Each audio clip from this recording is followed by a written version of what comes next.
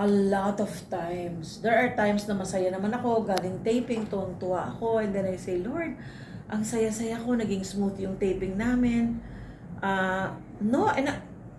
There are times when I'm surprised na I learn from my kids na parang, hindi ko alam yan about Oyo hindi ko alam yun about Tin. Parang, kanina nung nag-share siya, ganun pala. Marami akong napupulot na hindi ko alam about them before.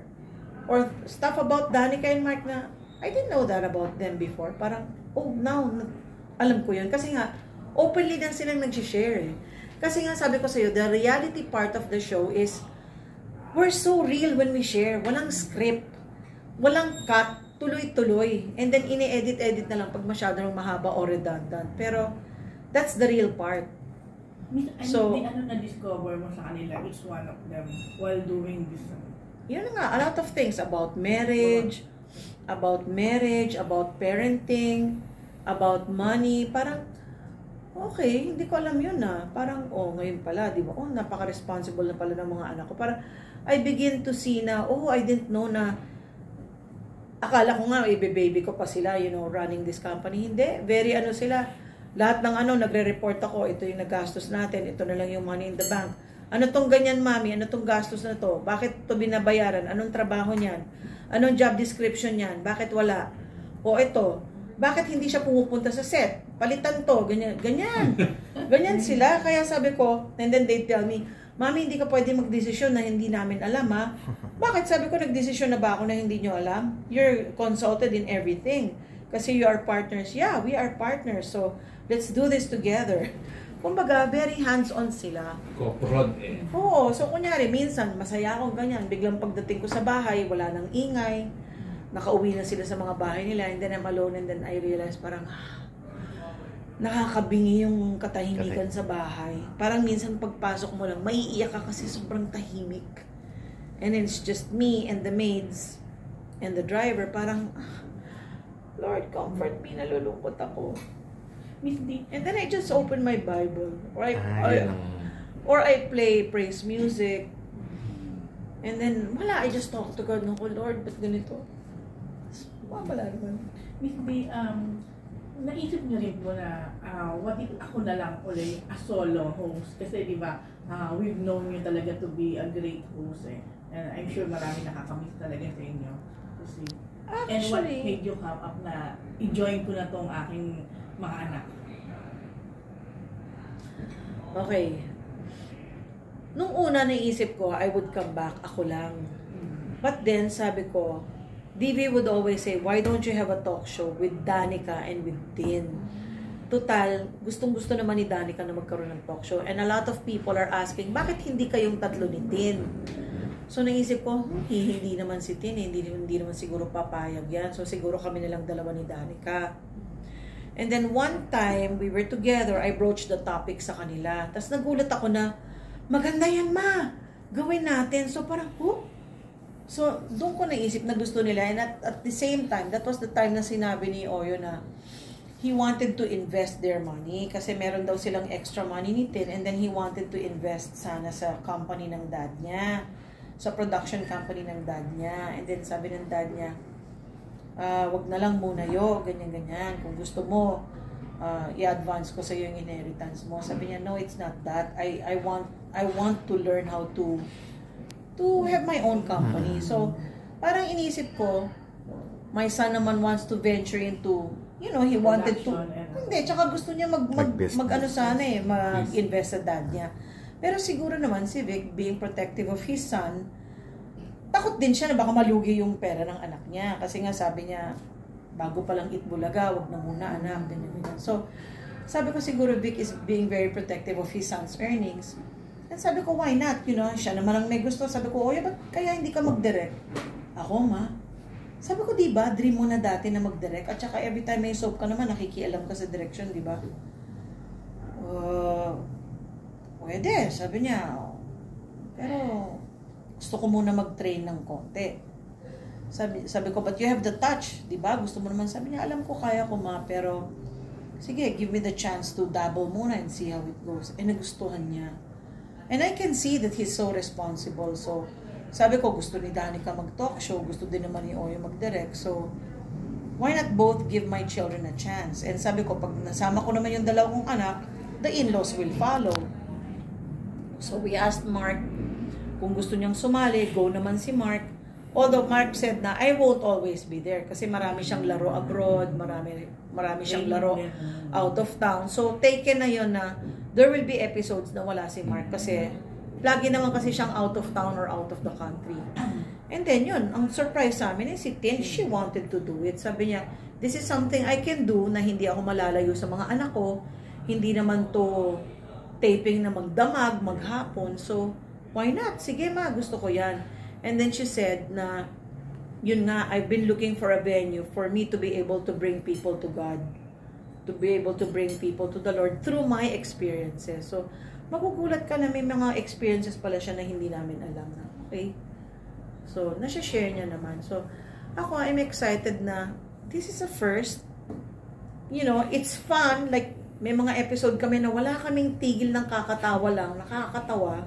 Pero may episode na medyo mabigat.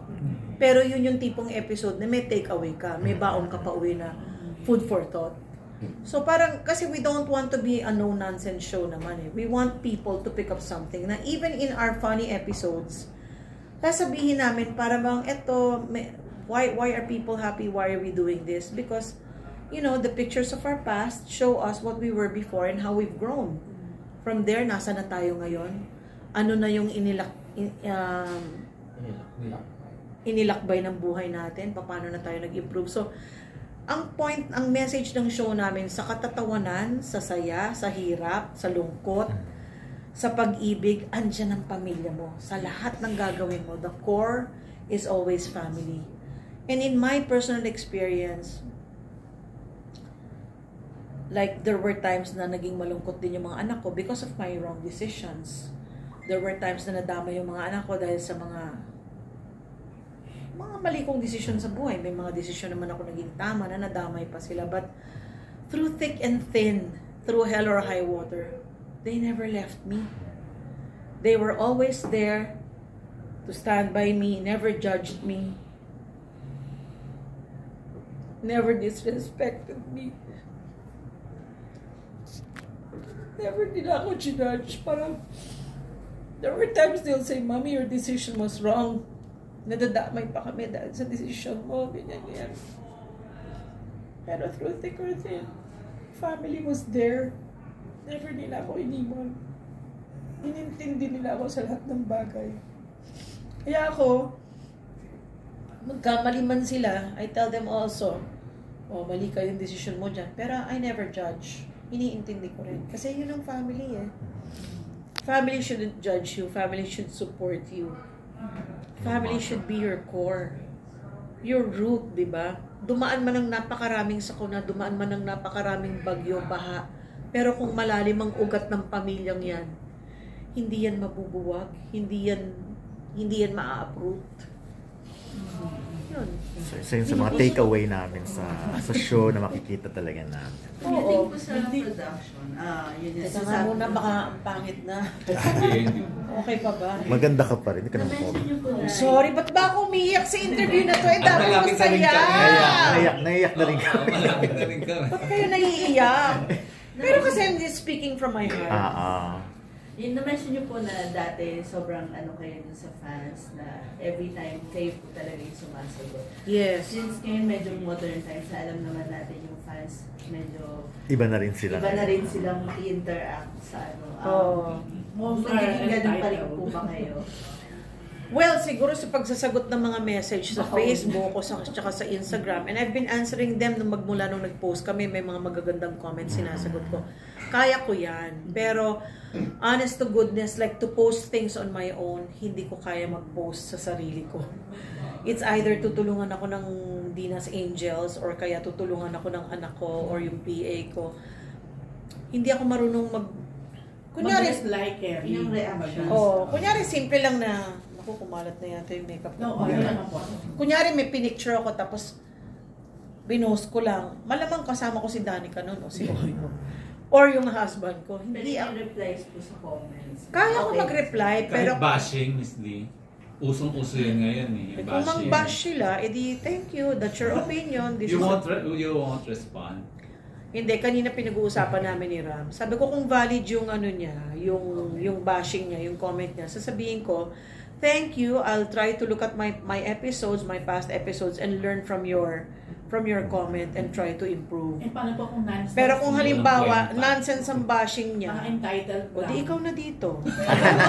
And then sasabihin ko, if you can do it better than me, edi resign na ako. I'll hire you. Kung kukunin ka ng Good Life Media. Okay, yan. Pero ano yan? Ngayon, kung sa tingin ko I can still do a better job, shut up ka. Pero engagement yan.